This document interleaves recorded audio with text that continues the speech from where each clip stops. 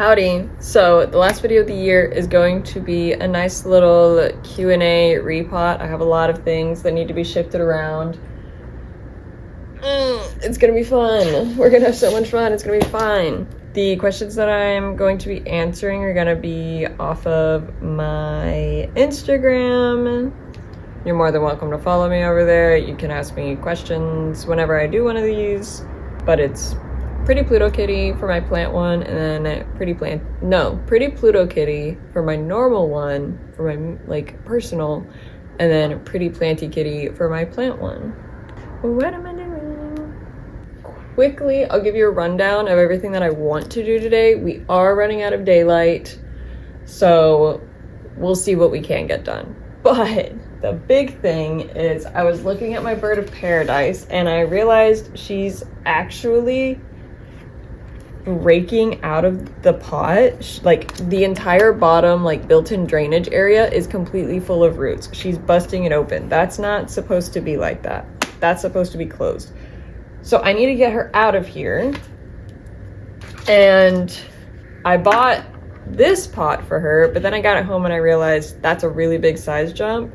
So I was thinking we can shuffle my Monstera deliciosa in here and then put the bird of paradise in there, and I think that would be good, but I kind of don't want to do that. I kind of want to put the bird of paradise in the black one. Let's get the bird of paradise out first and we'll figure that out. And then I have just a couple of I want to size up some Anthurium. Vlad gave me this beautiful variegated viridifolium. She has some pretty chunky roots on her, so I want to get her potted up. There's just a lot of things, and we're just gonna jump right into it. Okay. I might have dragged you out for nothing, Queen. Sorry. I just really like the pot that she's in, and I like that red orange terracotta color with the green of her leaves. I think she looks beautiful, and I do know that Monstera like to be root bound to a certain degree because it lets them put energy into their leaves instead of growing more roots. So let's start with the bird of paradise. I'm very scatterbrained right now. Let's start with the bird of paradise. Whoa. The first question is, when did you start your YouTube and what made you want to start one? I'm gonna be answering this while fighting this bird of paradise, so forgive me for being a little distracted. But I technically started my YouTube way back in high school because I had dreams of being a beauty influencer because that was the thing at the time. And I really cared about makeup and doing makeup, and I don't know, you saw all of these makeup guru girlies and it was just very glamorous, and I was like, I want to do that. And I also followed so many people who did blogs and all that kind of stuff, and I really just wanted in on that action, and it seemed like a really fun life to live, but also a fun thing to do. And I tried. I put in a good amount of effort on my Instagram and my YouTube, and it kind of never really went anywhere. Almost certainly because I was a teenager, I wasn't that good at makeup. I think I then tried to spin it around to be more personal vloggy, and again, I was a teenager, I wasn't doing anything that people really cared about. I wasn't even a teenager in a big city that had cool things to do. I was a teenager in the middle of nowhere on a ranch, and I didn't do much. So it never really went anywhere, and I kind of just kept posting on my other social medias just because it was fun and I enjoyed it, but I abandoned my YouTube for quite a while. And then I got into plant collecting. I've loved plants for a long time, but then I really started taking it seriously. I found Wild Fern's YouTube channel, and that became my go-to thing to watch. And that not only like helped me lock in on like becoming the plant collector that I always wanted to be. Oh my god. This is so rooted in there. I might have to fully break this pot. Oh my god. Can I phone a friend real quick? Ooh. Oh no. Oh my god. Come on, girl. Come on. Yeah. Oh my god, hello. That's insanity. So yeah, the whole bottom of this pot, the whole drainage area is filled with roots. That's crazy. Anyways, back to what I was saying. I started watching Wild Fern, which like opened my eyes to this whole other side of YouTube that I had never even knew existed. And I was like, wow, I want to watch more like plant content, but I was having a really hard time finding content that I liked as much as Wild Fern. I feel like her stuff is a very specific like vibe. I'm recycling this leca, okay? Her stuff is a very specific vibe. It kind of feels like you're just like hanging out with a friend. And all the other stuff that I found was very like, and I don't mean this in a mean way, but it was very like performative. Like, I have a YouTube channel. I am, you know, being a YouTuber, and that's not bad. That's just not what I was personally looking for. So I was like, if I can't find more content like that, why don't I make content that I like? And that's what I did. I finally filmed a video for the first time in years, and now we're here.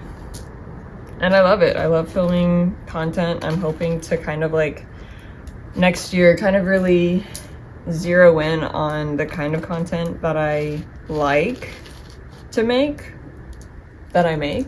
You know, obviously inspired, influenced by Wild Fern. I want it to feel cozy. I want it to feel like you're hanging out with a friend. I don't want it to feel like you're watching like a YouTuber. So I think I just kind of need to figure that out. But it's been great.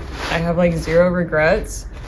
The only thing about it is it's just added another little extra layer of stress in my life where I'm like, oh, I didn't post a video this week and blah, blah, blah, blah, blah. And I think I need to be a little kinder to myself with that kind of stuff, because I don't think I'm established enough to put myself under that kind of stress. Like, I don't really make money off of this as of right now.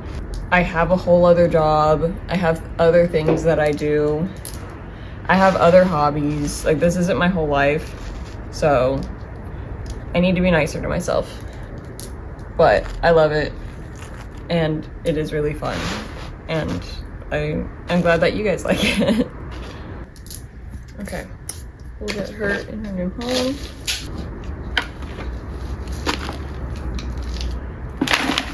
And this is a huge pot. So she's gonna be buried pretty low into it.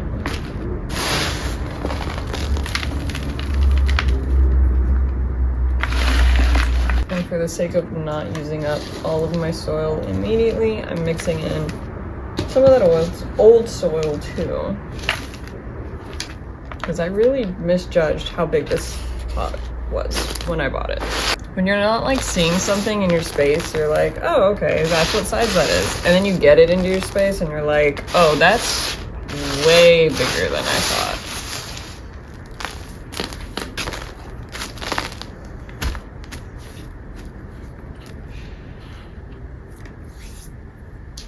Cool. How do you deal and cope with burnout? Because this hobby tends to often get overwhelming.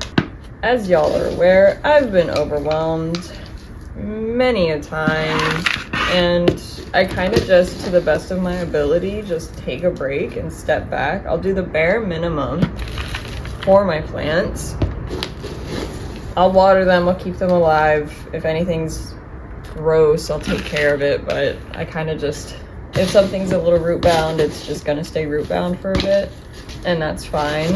I I have other hobbies and I'll just kind of pivot into focusing on those instead. Like I've got Warhammer, and if I'm overwhelmed with social media stuff or plant stuff, I will just take a break, go paint some Warhammer models for a couple of days or a couple of weeks.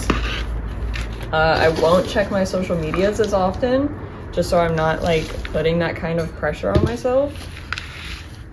And eventually I will, you know, start looking at my plants more and they'll make me happy again and we'll be okay. Okay, she's good. She has quite a bit of room in here, so hopefully this pot will last a while, and then whenever she gets root bound, I can just kind of scoot her up and put some more dirt on the bottom. But the bird of paradise is repotted. She's, oh my god, she's insane. She's one that like stays in the corner of a room, and I don't really realize how big she is until I have her down and like next to me, and I'm like, oh, she's actually getting pretty big. She was like a third of that size when I got her. Next up, the one that I really want to do is my pink polka dot begonia. I went to Goodwill and I got like a nicer looking, cuter vessel that'll be a nice size up for her, I think. So let's get her started. Are there any carnivorous plants in your collection? Yes, not as much as I would like, but like a good amount. I have a couple of pings. Don't ask me what kind they are right now. I think there's like a Westler or something like that in there.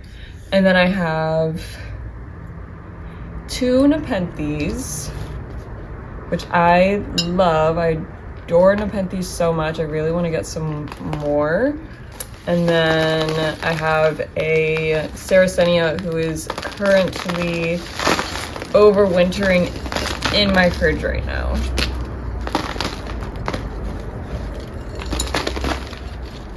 I'm gonna take her supports, aka chopsticks, off for a sec while I get her situated in here. But I love carnivorous plants. I've always had a soft spot for them. I have like a distinct childhood memory of going to the Atlanta Botanical Gardens with my dad, and there was like a barrel of Venus flytraps, and we spent like a good chunk of time just sitting there messing with the Venus flytraps, which you shouldn't do that, but we didn't know that back then. And I don't know, that kind of like, I was like, holy crap, these things are really cool. I like them a lot. And I don't have a Venus flytrap yet, so hopefully I will add that onto my list at some point, but I do love carnivorous plants. I just don't have as many as I would like. And they are annoying in that they require their own distinct, unique care. I need to get you guys some taller supports that aren't chopsticks. Hair and makeup routine videos, skincare, outfits. I think you're so pretty. First of all, thank you, I love you. Second of all, if anything that isn't plant related interests you, I would recommend checking out either my TikTok or my personal Instagram, because that's where I post the more like makeup-y personal content, where stuff like that. Stuff in that realm is posted over there. I try to like not add it onto here. Cool. That is the pink polka dot potted up in her cute little glass vessel, which is much cuter than a to-go food container. In this box, I have a ridiculous amount of strawberry begonia babies that I want to get potted up and get rid of. So we're gonna do that. I specifically like went to the nursery and bought a ridiculous amount of little pots to do this. So I'm gonna do that really quickly. I don't know how many there are. I'll start with 6. Any fruits or vegetables you'd want to grow. I have/had, because I think it's dead now, a lemon tree, which is really cool, and I will definitely consider replacing it if it is dead. I have always, like, not always, but when I started living in apartments, I thought it'd be really cute to like grow my own herbs and stuff, which I had like a rosemary plant for a little bit. Well, I still have it, but it's much smaller now. There's a type of eggplant, I think it's called a fairy eggplant or something like that. And it's an eggplant, but they're like that big, and they're supposedly really good for apartment living. So as an eggplant lover, I've kind of wanted to start growing those for a while, and I just haven't yet. But I don't know, maybe next year I'll actually get it together and do that. But maybe one day, just not right now, especially not while I'm living in an apartment. It takes up a lot of room, and that's not happening anytime soon. But maybe something little, something miniature, some herbs or something. I do love kiwi. Can I grow kiwi? Surely there's a way to grow kiwi at home. Back in Florida, I had a banana tree. That was cool. I didn't buy the banana tree with like the intention to get bananas from it. I was just like, ooh, I like how this looks. And then it became huge. What's been the most helpful hack for you this planty year, or a plant hack you found and never turned back? I'm honestly not much of a hack person when it comes to plant care. Not that I'm like anti-hack, I just haven't really like done any. I kind of just do the bare minimum when it comes to plants, to be quite honest with you. So I don't really like need a hack. I can't think of anything that I would need a hack for that I've tried.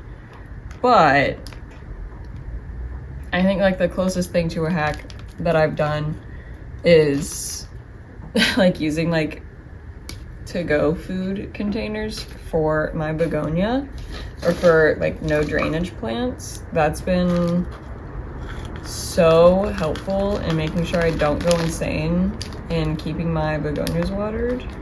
And it's basically free according to girl math. So okay, we have 3 strawberry begonias potted up. I have 1 more big one. I think I'll leave the little ones for a while. I've accidentally become a strawberry begonia factory, which was not my plan. Oh my god, another one? They just don't stop. Okay, I have 4 strawberry begonia babies all potted up and ready to find a new home. That is not me. They're so cute though. Best tips for thrips and spider mites. So I am lucky enough that I've never had to deal with thrips. Thank God. Cross my heart. Hope to die. Because I don't know what I would do with thrips. The best way that I've seen people deal with them is also like the most heartbreaking way, which is chop off all your leaves and start over, because thrips lay their eggs inside of leaves.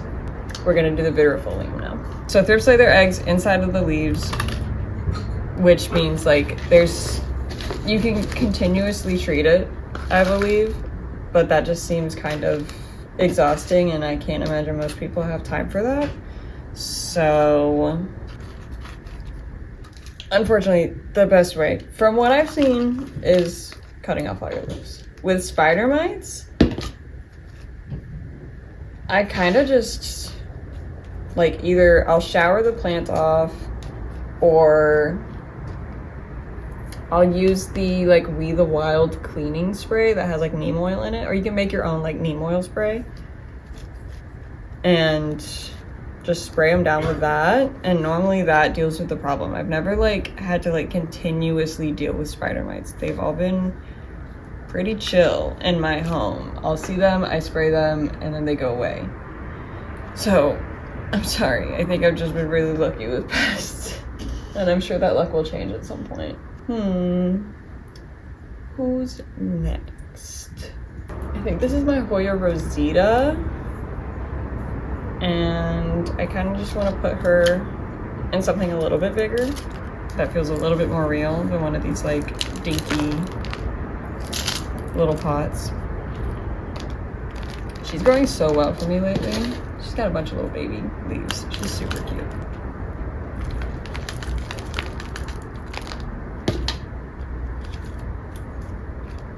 What's the hardest thing you went through this year, and what's the best thing? The hardest thing I went through was 100% Bear's health scare. It was just like the first 6 months of the year were really rough in terms of like being really broke and my job being a nightmare. And then Bear started having his health scares. So I think like literally the worst moment of the year was like Bear during his first seizure and me like standing there holding him up and like not knowing what was happening. So I am so happy that we figured out like meds to put him on and everything. But with that, I've had a lot of really good times. I went to visit my family in Texas because my little sister won this crazy scholarship for a sculpture, which was so cool. So like being with them, being with her, celebrating her was really, really nice. I have this Hoya variegata. I kind of want to get her potted up as well. So seeing them was a highlight of the year. Getting my new job, that phone call is probably the most recent like great thing that's happened. This is also from Vlad, by the way. I don't know, it's kind of hard to pick. I don't think I had any like really stand out like this is the best moment of my life. But despite the year being really, really hard, it was also really, really good and fulfilling, and I don't know. It was a hard year, but it was a good year. It's also been like a very like sentimental year for me because I live with friends. I have friends in Seattle that I get to like hang out with and stuff, and that's like not to like embarrass myself, but like in high school I didn't really have that because it was such a small high school. You kind of just were friends with who was there. You didn't get to really pick your friends to a super fine degree, and like I get that now, and other people have that and they get to pick, like they pick me as a friend, and that feels really nice. And I'm surrounded by people who love and support me, and that's great. I don't know, I'm getting really sentimental and off the question, but yeah, it's a good year. Okay, the Hoya variegata is officially potted up. One of the stems definitely has more roots than the other, so we'll see how that pans out, but I'm not too concerned. But there she is, very cute. These are like the cutest little heart-shaped leaves. Oh, she's cold. Oh, she's cold. Next up, I'm gonna repot my spider plant. You guys never see this because it lives in my bathroom. And I definitely planned on getting rid of it, but I kind of like what it adds to the space, so. But she dries out quick. She needs more room. What is your favorite tattoo? I have a really bad habit of like, my favorite tattoo, oh my god, always being my most recent tattoo, which I don't think I have shown it to y'all yet, but new tattoo just dropped. We have a horseshoe now. I'm a huge horse girl. We won't get into it. I'm not gonna say the horseshoe, even though I love it dearly. And I think that it has like really finished out this part of my arm like perfectly. Like I love how it fills that space, and my artist, I'll put his Instagram on the screen. He completely crushed it, and I will be going back to him as soon as possible for something else. But I think my favorite is probably Ooh, it's either, they're both on my leg, so you guys have barely seen them, but right above my knee, I have 3 swords from Lord of the Rings. It could be those, or right above that, I have a rabbit, which is there to represent Monty Python and the Holy Grail, which is like a huge movie to me in my childhood. And I love that little rabbit so much. I do have like, I love it. I wish that I had made it a little bit smaller or placed it differently, because when I'm standing, it kind of warps with my leg and you can't really see his face very well, but that's entirely on me. That is not the artist's fault at all. Cute. Yes. Now she won't dry out in 2 days. But despite that, I still love that tattoo so much. I'm not even a huge like rabbit girl, but something about it is like really cute and I really, really love. I think the last thing that we're gonna do is we're gonna upgrade my gator bod Anthurium, which actually the next question is Anthurium or Alocasias, which do you prefer? If you watch my content, you will know that I 100% prefer Anthurium. I am an Anthurium girly. I think that they are so much easier than Alocasia that it's like almost laughable. And I tend to like how Anthurium look more than Alocasia. I really enjoy that like velvet leaf, big, like I like how the leaves drop like straight down. I don't know, I love Anthurium. I cannot get enough of them and it is an actual problem. Alocasia scare me because they are much bigger divas. They're much more prone to pests. And I don't love how they all look. Not that I think that they're ugly, but most of the time I'll pick the visuals of an Anthurium over the visuals of an Alocasia. Most of the time. Also, my gator bud looks so sad. Most of her leaves did like this, where a bunch of them got like yellow in a very interesting way. It's kind of pretty. So that happened. I cut a bunch off. I left this one on for now, and then I accidentally broke off her new leaf that was coming out. So she's just kind of been in this weird stagnant period until another leaf pops out. I'm not super concerned about her because she is a trooper, but she looks not great. Oh, you got a big old gap down there, girl. What are we doing? Okay, I think that that's all that we're gonna get done today because the sun is gone. So the lighting is probably atrocious. I will answer one more question because it's a silly one. It's who's stronger, Goku or Superman? It's Goku. I'm a like certified Goku hater, but Goku's whole thing is no matter who he's fighting, he'll just reach a new, unfound, unheard of level of strength. So fuck Goku, but also I do think he's stronger than Superman. With that, I think that this is the final video of the year. Thank you guys so much for hanging out with me and being here this year. Fingers crossed that next year will be bigger and better, and I'll stick to posting more regularly, and I'll get my whole schedule figured out. I appreciate y'all's patience with that.